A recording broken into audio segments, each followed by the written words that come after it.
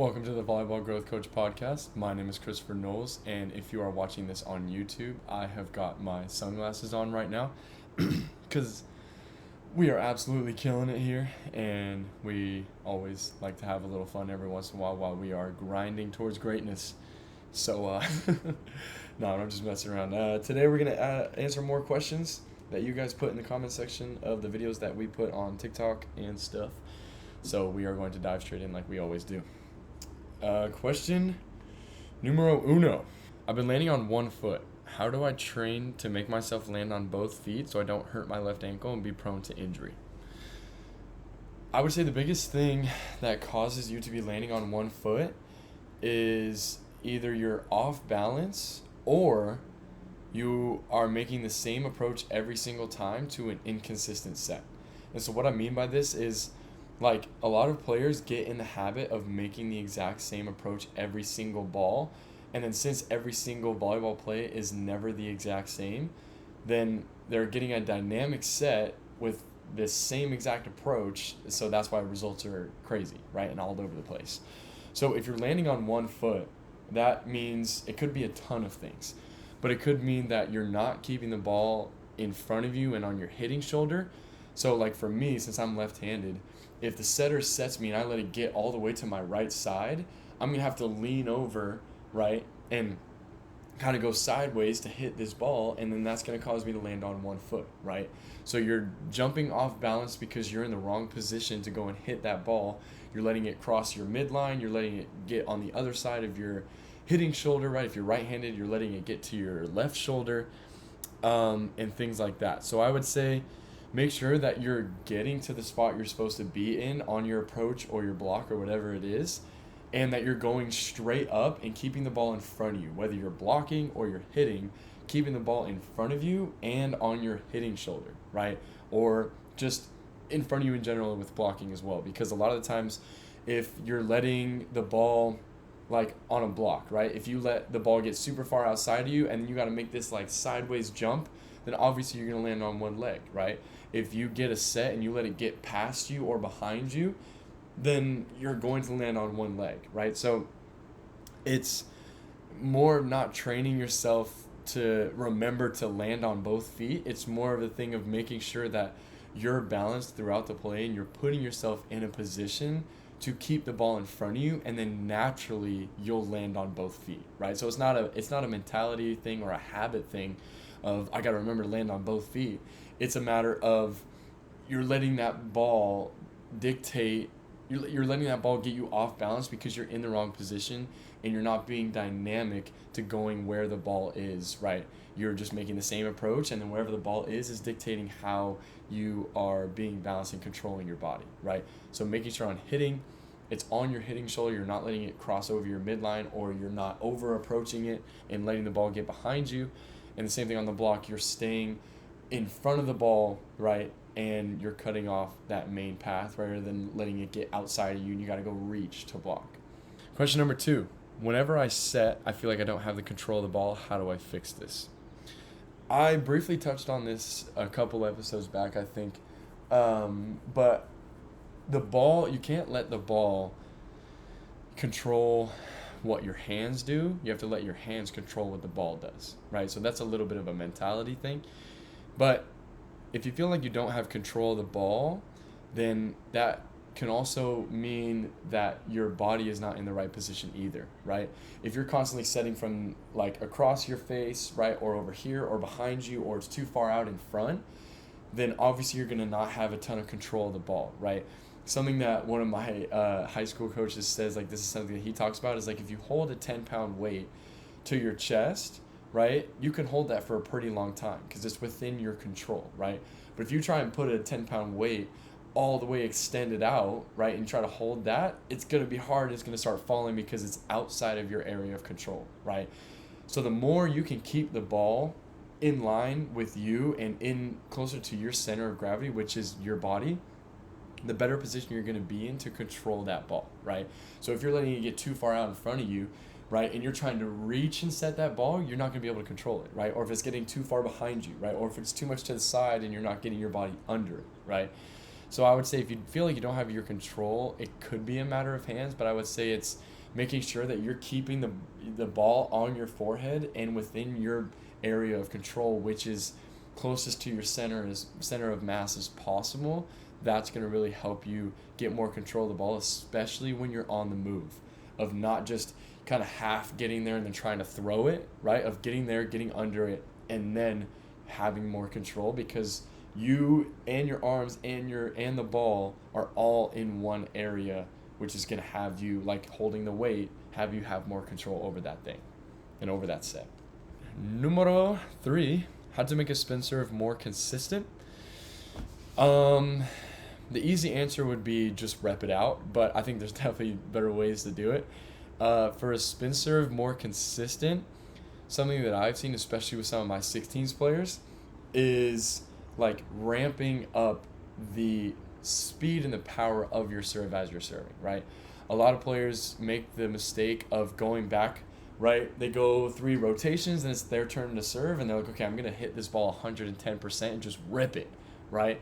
Then 50% of the time it goes in the net, 50% of the time it goes out, right? Or like 50% of the time it's in the net or out, and then the other time it might go in, right? But I think to get it more consistent, what you want to do is ramp up. So when you go back, that first serve should be 75% serve that's in but effective, right? You obviously don't want to give them a free ball, but it's a 75% serve, right? You still make a full approach, right? Do your whole thing, but it's just a good solid contact that keeps the ball in, right? Then let's say you get that point, you get to serve again, then you go up to 80% or 85%, right? Now it's a little bit harder, a little bit tougher, right? Then you get the point back again, let's say it's your third time serving, then you can ramp it up to 90, 95, right? Then if you get a fourth chance, then you can rip it, right? Because by that time, if you've already made 3 serves, right? Let's say you've even aced one of them, like on that fourth one, you have the green light to go for it, right? Because if you make an error, then your ratio is 3-1, right? You make 3 to 1 error, or you make 1 ace to every error. That's a super high level percentage, right?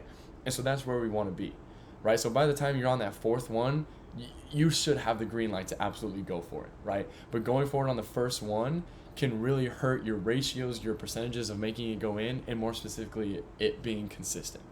So I would say work on ramping up your serve every time you go back. First one's 75, next one's 80, next one's 90, and then the fourth one is green light, go for it, right? That's going to be something that definitely helps you get more consistent. And then even if that first one was tough at 75 and they score, so what? You made your serve. Like, no one's going to bash you for that, right? So it's like, it's when you miss it on your first one, right? That's the biggest problem. When you miss it on your second one, okay, it's fine, right? But if you consistently make your first 3 serves and they're tough, and then maybe even ace the fourth one or just error on the fourth one, any coach would literally probably pay to have that.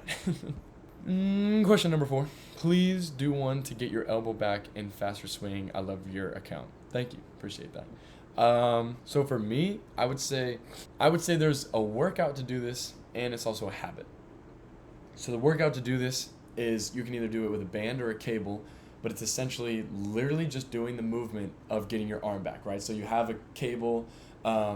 If you're at like a gym, there's like different settings to how high you want it. You can put it as high as you can, but if you put your arm up, it should be at like a 45-degree angle to where the cable or the band is coming from. That's how high you want to get it. You obviously don't want it right above you where you're just pulling down.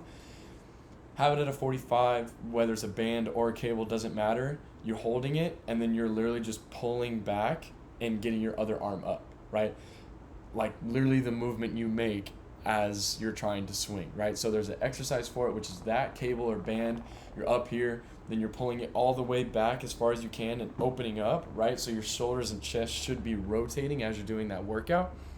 But then it's also like a habit thing, something that I've found that helps me, like as you're warming up or getting ready to play, is getting in the habit of doing it every time you warm up or get ready, right? So when you're doing like your down balls to a partner, as you're getting your swing ready, making sure you're getting your arm back every single time, because then over time it's going to become a habit for you to just do it automatically, And then the more you do it, the more it continues to build, and then that habit turns into you doing it when you actually jump and swing, right? So that's one way to strengthen it, to make it faster, the exercise to make it faster, and actually build that muscle of how it should feel and how to do it. And then skill wise is doing it when you warm up every single time, so that you naturally build that habit of just doing it over and over and over, to where it gets to a point where you don't even have to think about it. So those are my two biggest things. Question number 5, how can I better predict where the hitters are going to hit?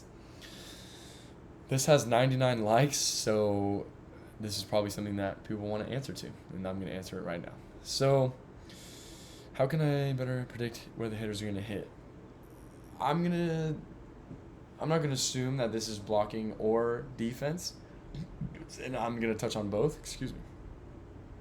So as far as blocking,